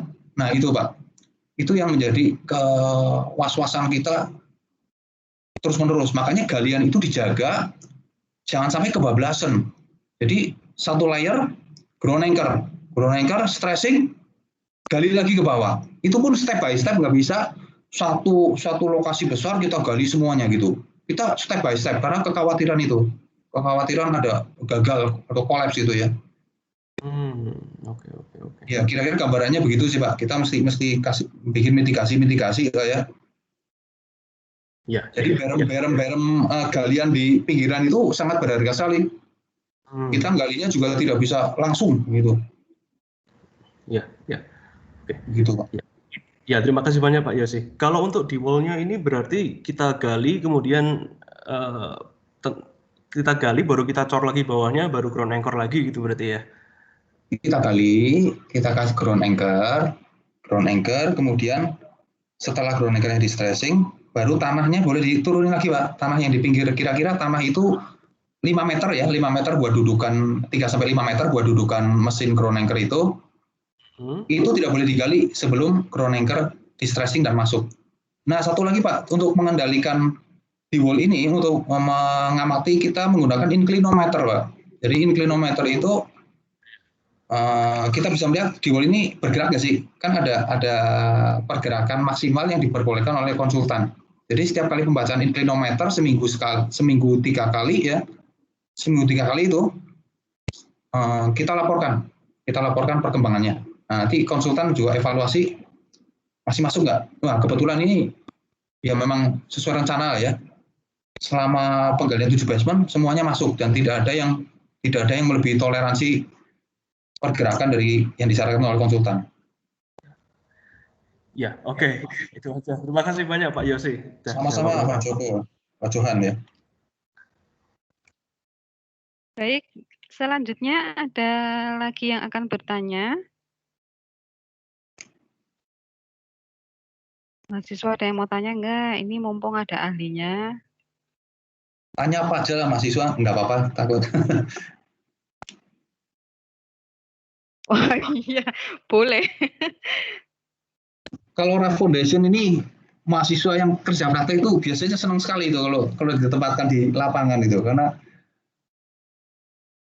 nggak gampang juga kita dapat proyek pas kerja praktek flat foundation gitu ya. Ya. Kalau ini masih belum ada yang tanya, mungkin saya mau tanya Pak Yosi. Baik, Bu Eva. Kalau saya terkaitnya dengan material beton ya. Tadi Ya. kan diinformasikan bahwa beton yang dicor itu mutunya 35 MPa, kemudian ada fly ash, kemudian menggunakan es, fly ash-nya itu 15%. Nah, yang aku tanya itu 35 MPa itu sudah termasuk memperhitungkan fly ash yang 15% itu. Terus kemudian es yang dicampurkan itu volumenya bagaimana ya perbandingannya? Saya memang kalau kuliah teknologi bahan bangunan itu saya selalu cerita tentang ini ya pengecoran mas konkret yang menggunakan es. Cuman mahasiswa waktu saya cerita itu banyak yang tidak percaya, mosok Bu ditambahi es seperti itu. Nah ini mumpung sebenarnya ada yang melakukannya itu bisa lebih cerita detail tentang hal tersebut Pak Yus. Terima kasih. Ya, Bu Eva. Jadi FC35 itu sudah termasuk fly ash-nya, Bu. Jadi fly ash berapa persen itu ditentukan oleh konsultan struktur gitu ya. Kemudian dari kita ready mix, kita melakukan trial mix sebelum kita menggunakan beton itu. Jadi jauh hari sebelum pengecoran ini saya sudah melakukan trial mix.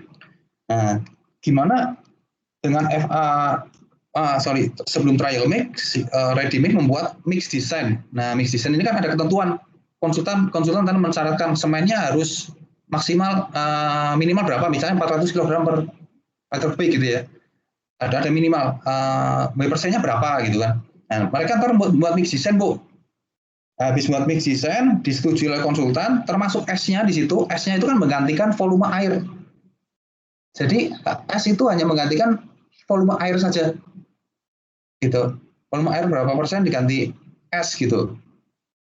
Nah, kemudian kita trial jauh hari sebelum pengecoran metform, karena trial itu kan harus tes 7 hari, 14 hari, 28 diamatin terus gitu. Jadi mungkin saya udah 3 bulan sebelumnya udah trial gitu loh.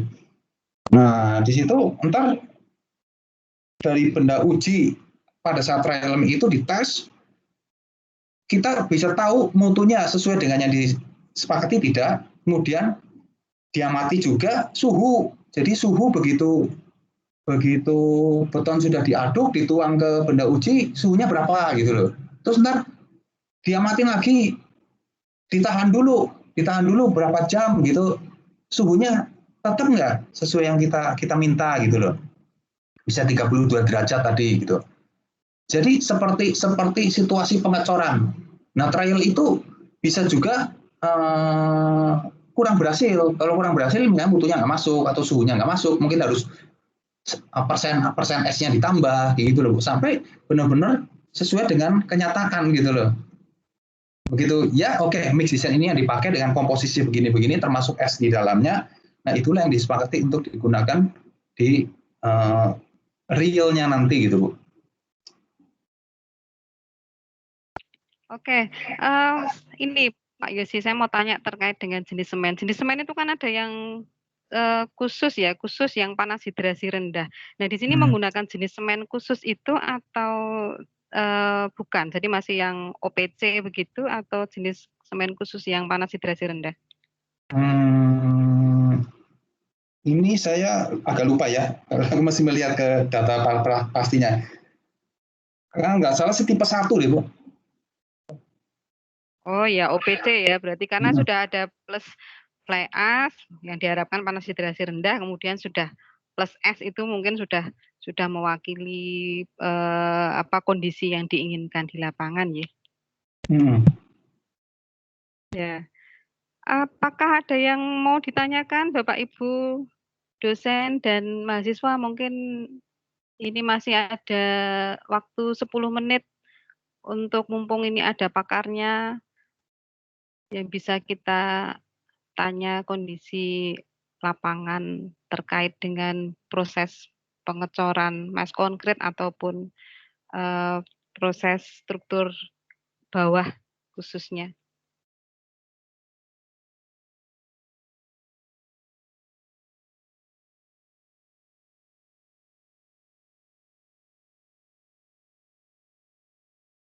Bagaimana? Tidak ada? Kalau tidak ada, saya kembalikan ada yang angkat tangan tuh, Bu. Oh, ada yang angkat tangan. Kok saya nggak bisa melihat present? Monggo Silakan langsung saja. Iya. Lorenzius Beta. Iya, Pak. Halo. Oh ya, halo. silakan. Langsung aja. Ya, selamat siang Pak Yosi, selamat siang Bapak Ibu dosen. Saya mau bertanya, semisal pembangunan basement itu terlalu mepet dengan gedung-gedung sekitarnya, apa mungkin masih bisa menggunakan ground and core atau dengan metode lain, Pak? Ya. Terima kasih. Ya, kalau mepet itu misalnya, kalau mepet tidak dengan ketemu properti, karena ground anchor itu kan miring ya. Kalau ground anchor itu miring, kalau kedalaman basement kita lebih dalam daripada basement tetangga, jauh gitu kan, dan ground anchor itu miring, mestinya sih kita nggak ada masalah itu. Kalau basementnya nggak terlalu dalam, kita nggak pakai ground anchor juga.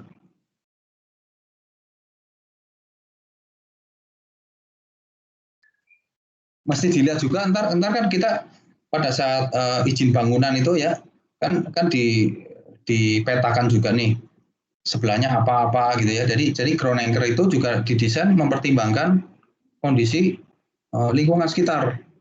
Ada apa di situ gitu loh. Bisa juga area yang di situ nggak bisa di ground anchor. Nah, kita menggunakan strating. Strating itu kayak baja-baja gitu loh, baja-baja untuk perkuatan sementara. Saya pernah juga membangun 4 basement itu hanya menggunakan soldier pile, mall 4 basement menggunakan soldier pile tanpa ground anchor. Karena sebelahnya sungai, sebelahnya lagi mepet jalan, sebelah rumah penduduk. Jadi dia hanya CBP dan strating itu baja perkuatan baja gitu ya, untuk menahan supaya kita umpamakan kotaknya bangunan itu stabil gitu loh. Strating berapa lapis gitu, ntar gali strating gitu. Kalau kepepet sekali nggak bisa pakai ground anchor. Ya.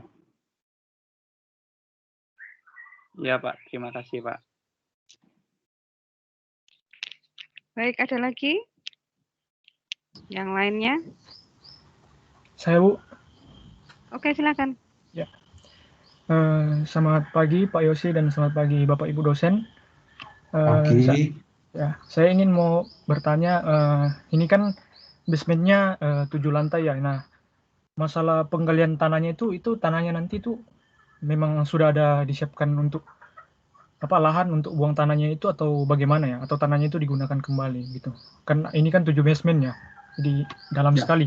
Ya, gitu. Terima kasih Pak. Ya, kalau 7 basement nggak bisa dipakai lagi, tanahnya masih kita buang ke lokasi pembuangan yang membutuhkan tanah. Misalnya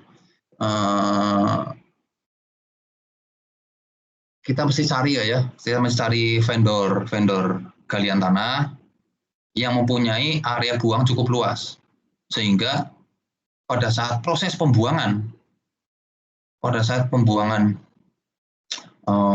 tanah tidak terjadi masalah berhenti karena nggak ada lahan buang gitu loh. Jadi itu penting juga, harus memastikan subkontraktor galian atau vendor galian tanah ini mempunyai area buang yang luas. Nah, itu kita tinjau juga itu.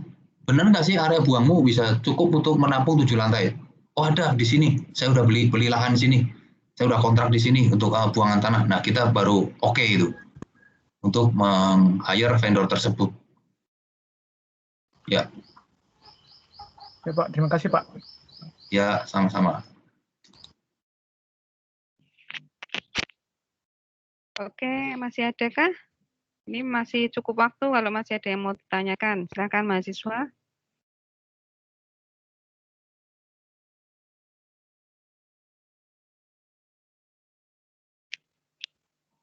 Ya, silakan. Langsung aja, Aaron.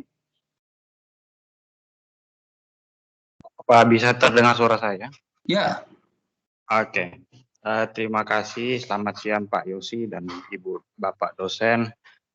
Saya mau mengajukan pertanyaan Pak Yosi. Ini kan kalau dalam misalnya penggalian seperti ini pasti menggunakan sistem board pile begitu ya. Kemudian dengan sistem tiang pancang seperti itu. Nah, apa kalau misalnya sequence pembangunannya itu urutan pemasukan board pile-nya kan tidak bisa langsung beberapa di satu spot begitu langsung semua atau beberapa saja gitu. Harus misalnya dari luar ke dalam atau dari dalam keluar, misalnya dari tengah side sampai ke tepi atau sebaliknya begitu. Nah, kemudian saya ingat waktu saya pernah mengambil mata kuliah teknik fondasi, board pile begitu itu ada satu permasalahannya kalau misalnya urutannya nggak benar atau mungkin kondisi tanahnya bagaimana, itu pasti dia punya tiang pancang kadangkala bisa akibat tekanan tanah itu dia naik kembali. Nah, itu kalau sampai ada masalah seperti itu, Bapak kira-kira bagaimana menghadapinya? Jadi board pile-nya gagal gitu ya? Iya, board pile-nya gagal terus misalnya tiangnya gitu bukannya masuk ke dalam tanah dia perlahan naik lagi kembali gitu. Ya, tentu kita akan berkoordinasi dengan konsultan struktur. Kita sebagai kontraktor pasti akan berkoordinasi dengan konsultan struktur. Kita mengusulkan pindah lokasi mungkin berapa meter dari situ, kemudian ya seperti itu disetujui kita jalani lagi.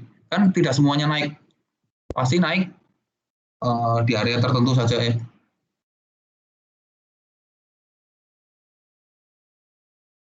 Begitu ya Pak. Iya. Tapi kalau seandainya misalnya ya kalau worst case scenario lah, itu yang naik itu banyak banget gitu, atau mungkin naiknya barengan begitu, itu bagaimana? Apa tanahnya harus digali lebih dalam atau bagaimana? Nah, itu kasus khusus ya. Kita mesti identifikasi lebih lanjut ya. Saya tidak bisa bicara eksak karena itu kan melibatkan dengan konsultan struktur, melibatkan investigator gitu ya. Jadi kita mesti lakukan kalau naik semua gitu kan, ini ekstrim naik semua nih. Apa ya pekerjaan dihentikan? Kita investigasi ulang, kita penyelidikan tanah kembali, ya kan? Bahkan sondir ulang dan sebagainya supaya didapatkan kesimpulan bahwa ini kenapa gitu loh. Baik. Terima kasih Pak. Ya.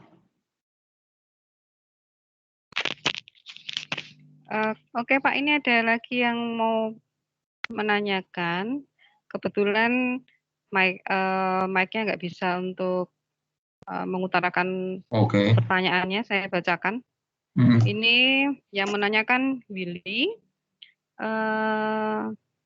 Dia penasaran dengan kondisi lapangan, bagaimana pekerjaan basement yang semakin dalam itu human error apa saja yang paling sering ditemui, terus kemudian bagaimana cara mengatasinya, terus sosialisasi proyek ini kepada masyarakat dan penduduk sekitar itu juga bagaimana, begitu. Ya, human error ya, iya kita meminimalisir ataupun meniadakan gitu ya. Caranya meniadakan ya. Pertama kita share gambar kerja, kemudian kita lakukan briefing setiap hari kalau dari atas kita dari project manager mungkin ya ke site manager, dari site manager ke supervisor. Nah itu dilakukan briefing setiap hari, jangan sampai ada keliru-keliru gitu ya. Misalnya human error-nya nih, besi lapis 1 harusnya arah horizontal, dia pasang arah vertikal gitu loh. Arah X ya pasangnya arah Y ya gitu loh. Atau kebalikan itu. Nah itu bisa terjadi itu. Kalau kita tidak pernah melakukan briefing ataupun cek secara bertahap. Kalau ngeceknya setelah besi kepasang semua, ini 7 lapis mau dirubah gimana ya? Ya pasti butuh waktu nggak cuma 1 minggu itu untuk nyopotin 7 lapis besi. Ya gitu. Kita masih ngeceknya step by step. Gitu ya. Ceknya berlapis dari supervisor, kemudian saya punya site manager, kemudian nanti ada konsultan manajemen konstruksi, supervisor, konsultan inspektor konsultan pengawas, kemudian nanti ada owner.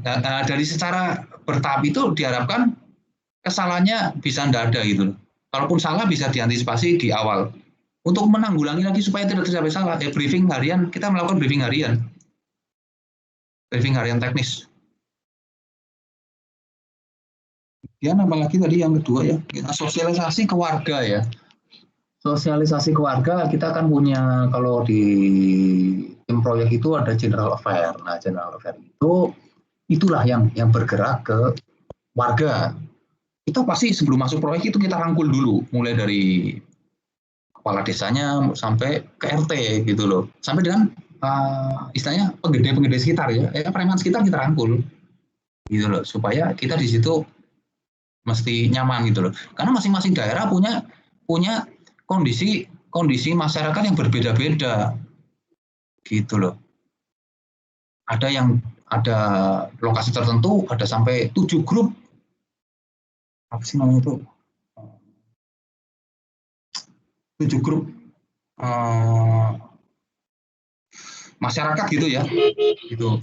Ada yang hanya ya gitu loh. Ada yang hanya 2 grup gitu. Masing-masing daerah beda-beda. Kita mesti melakukan pendekatan sosial ke lingkungan, Mbak. Komunikasi ada yang, ya saya butuh biaya koordinasi sekian, disepakati di awal. Gitu. Ya, begitu.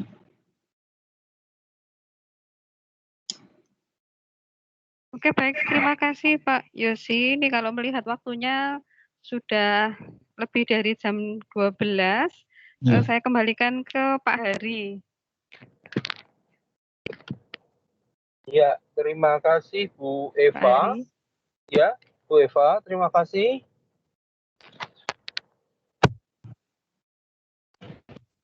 Bu Eva. Ya, Pak Hari sudah cukup. Ini sudah pukul 12 dan kami sudah menyelesaikan tanya jawab. Ya, saya kembalikan ke Pak Hari. Ya. Kedengeran ya? Iya, kedengeran. Kedengeran ya. Okay. Kedengeran masuk. Ya. Terima kasih Bu Eva. Terima kasih Pak Yosi yang sudah berbagi pengalaman dari ilmu geotekniknya ada, ilmu bahannya ada, ilmu strukturnya ada, sampai terakhir tentang pengelolaan proyeknya, pengelolaan masyarakat, semua sudah di-share oleh Pak Yosi.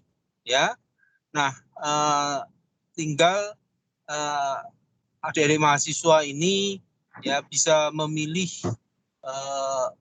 isu apa yang mau dilaporkan dalam kerja prakteknya nanti. Ya, materi dari Pak Yosi akan di-share. Nanti kalau diperlukan untuk informasi-informasi yang tadi mungkin terlewat, nanti bisa dilihat dari sana. Baik, saya rasa siang ini kita bisa cukupkan. Sekali lagi terima kasih Pak Yosi yang sudah meluangkan waktunya. Terima kasih Bu Eva yang sudah memandu, Bapak Ibu dosen yang sudah ikut berpartisipasi, dan adik-adik mahasiswa. Kita masih punya 2 sesi lagi minggu depan, ya, akan segera diumumkan. Baik, demikian. Terima kasih dan selamat siang semuanya. Ya, terima kasih Pak Rijanto. Terima kasih Pak Yosi. Terima kasih banyak Pak Yosi. Ya, terima kasih Bu Eva dan Bapak Ibu dosen semuanya, para mahasiswa. Itu nanti saya juga minta materinya. Ya, boleh. Ntar saya email. Ada tentang bahan. Kalau saya cerita itu mungkin nggak pada percaya, tapi kalau ini ada orang yang menjalankan langsung gitu kan, ya. Tapi kayaknya kecepatan nggak sih? Tadi kayaknya mahasiswa agak bingung-bingung, bedanya nggak apa-apa lah ya. Enggak. Tadi kan di kesimpulan kan secara umum sudah disampaikan. Betul. Terima kasih banyak loh Pak Yosi. Iya, terima kasih Bu Eva. Terima kasih semuanya. Selamat siang. Selamat siang. Selamat siang.